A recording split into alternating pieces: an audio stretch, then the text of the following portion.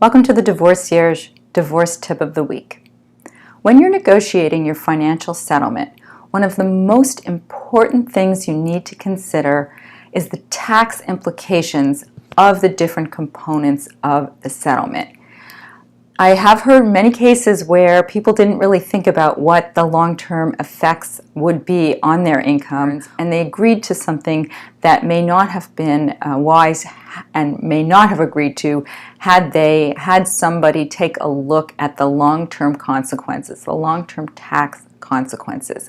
Now, we all know that the tax code is changing and there are different effects on divorce. Most importantly, after 2019 and going forward, alimony or spousal support will no longer be tax deductible for the payor, which was the case up until, or will be the case up until the end of next year, 2018.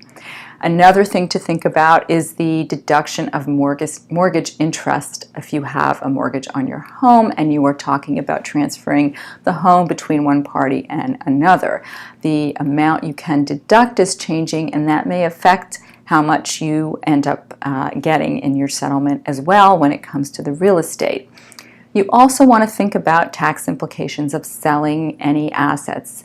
If somebody owns a bunch of stocks and you're counting on selling them in order to pay for your new lifestyle or to pay for something, you will be taxed on those assets or on those stocks if they have gained value since you purchased them.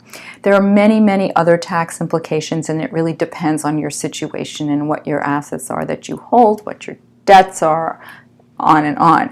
But the most important thing is that you think about these things, that you have a financial professional look at your situation and make sure that you have thought through, or they have helped you plan through all these pieces that will come into play in your negotiations and in your final settlement.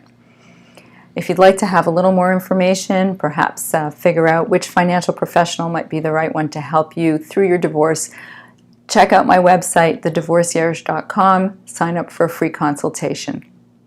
That's my tip this week.